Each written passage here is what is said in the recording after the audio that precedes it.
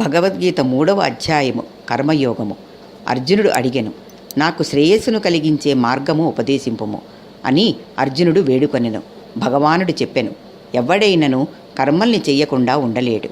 అందుచేత ఇంద్రియాలను మనస్సును జయించి ఆసక్తి లేకుండా కర్మేంద్రియాలతో పనులు చేస్తూ ఉంటాడో వాడే గొప్పవాడు.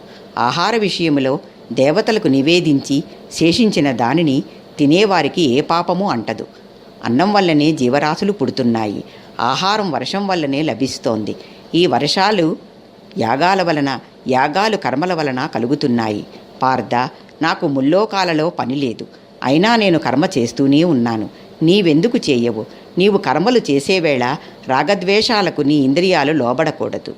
రాగద్వేషాలు పరమశత్రువులు. నీకు విధించిన ధర్మాన్ని ఆచరించటం మంచిది. ఏ విధముగా పొగచేత అగ్ని, మురికి చేత అద్దము, మావిచేత శిశువు కప్పబడి ఉంటాయో అదే విధముగా కామం చేత జ్ఞానం కప్పబడి ఉంటుంది. ఇంద్రియాల కంటే మనస్సు, మనస్సు కంటే బుద్ధి గొప్పవి.